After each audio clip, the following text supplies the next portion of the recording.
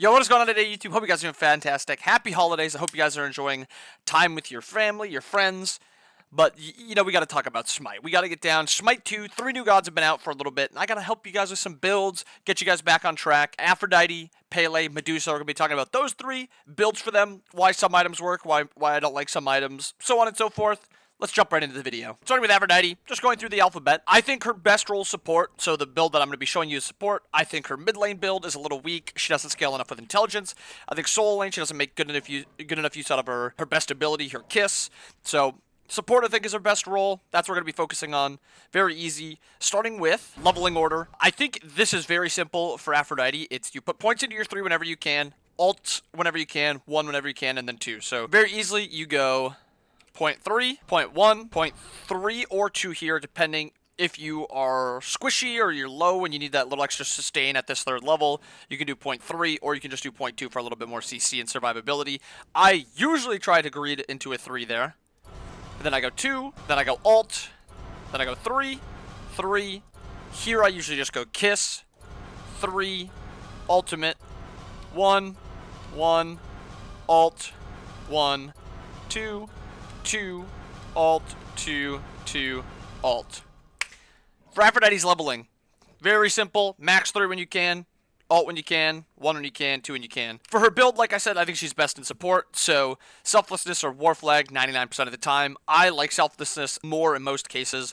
War flag is nerfed from SMITE 1. I think it's fine, but I think a lot of the games, selflessness has more value.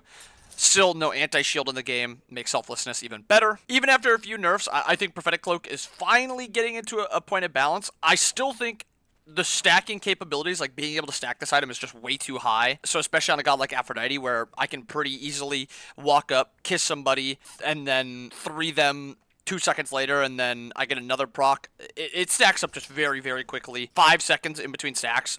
It's a breeze. Second item, it's a switch up. Sometimes I go Chronos Pendant, sometimes I go Xerxes. The thing is, whichever item you go second, or whichever item you don't go second, you just go 3rd.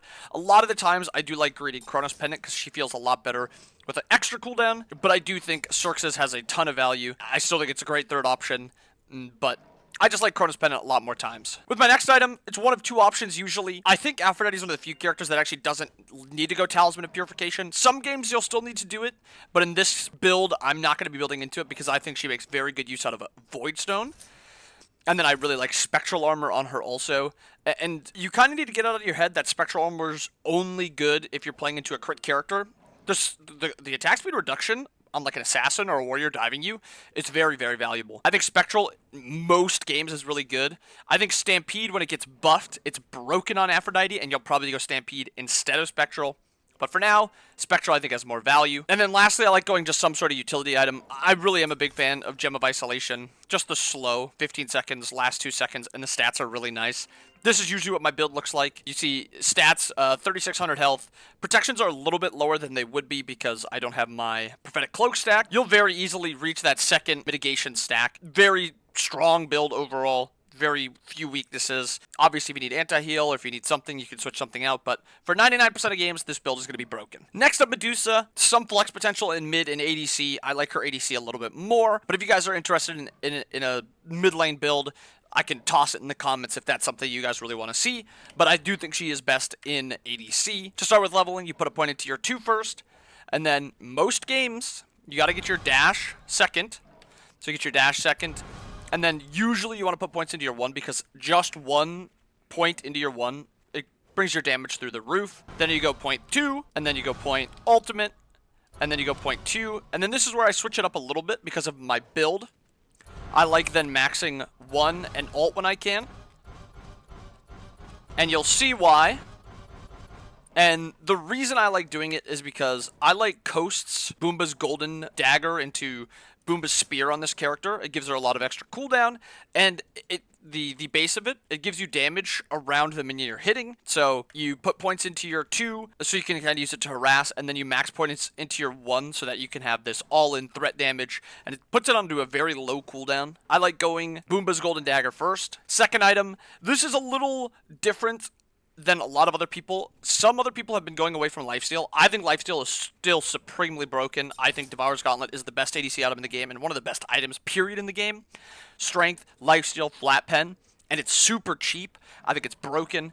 And the reason people aren't going it is because, especially intelligence and strength characters like Medusa, Cern, Sunbeam Bow, and Braggies are both broken. So it delays your pen till 4th item, which doesn't feel great, but I think Devs is so broken that it's worth it. And you can still threaten a lot with just these 2 items onto a tank, even if you don't have Shred. So I think this is still broken. It's very good for objectives also. This is what I would recommend. Then you go Exy, Kins, and you end it with a Titan's Bane. The Coast build is no devs, and then you go like a Shifter Shield in this area. I think that's fine. I just still think devs is so broken that I build it nearly every single ADC game, except on a few certain characters like Cern. But yeah, that's the Medusa build. Pele like Aphrodite, very, very easy with leveling. Max 1 when you can, max ult, max 2, max 3, just to show it here, point 1. Point 3 at level 2 most of the time for the movement speed and the little extra damage. And then point 2, point 1, point ult, point 1, point 1, point 2, point 1, point ult, point 2, point 2, point ult, point 2, point 3, point 3, point ult, point 3, point 3, point ult. Pele's got an interesting edge case right now that I think will be changed very soon. For now, she actually procs both Hydras and Boombas off of her 3. So you have that for a proc, that for a proc, and you have 2 procs on your 1 because you have 2 uses of that. So this is how much you auto for without the Hydras, and then all of them proccing Hydras and Boombas. Now, that's not the case in SMITE 1, and it's something that can 100% change in literally the next patch. But for now, Hydras and Boombas, both absolutely supremely busted on this character. And I actually rush it because I think it's such a good spike. Very good stats, all that good stuff. Build it, you'll think, wow, this is absolutely broken. They should probably get rid of this. And you'll understand why. Next items, I like doing a little bit of cooldown. I like the Jotuns. The somewhat issue, I guess, with Pele is none of the lifesteal items are that good currently for her. Devs, you need to stack it. So if you go it here, like, yeah, it'll be good in 5 minutes, but this character is a broken early game character, so you want to kind of snowball. So you're thinking, okay, maybe that's not great. Well, Bloodforge.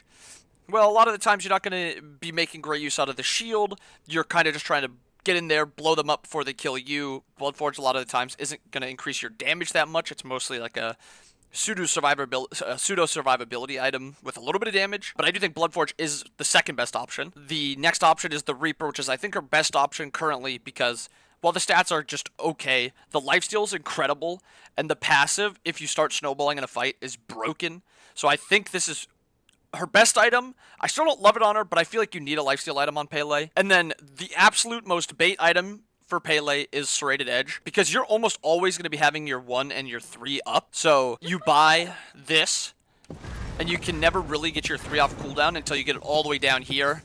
And then even then, it doesn't proc it, because it never actually goes on cooldown.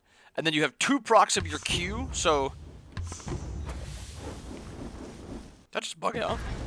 I actually didn't notice that. So something I just found out with Pele is once her first 1 is on cooldown, she gets that 10 extra strength. So it doesn't make this item as bad as I originally once thought. I thought you had to put both on cooldown to get the extra 10 strength, but just having 1 on cooldown gives you that extra 10 strength. Okay, this character is acting very weird. I don't know if it's a bug or something, but you can see my strength flexing around very weird. It's saying 2 serrated procs.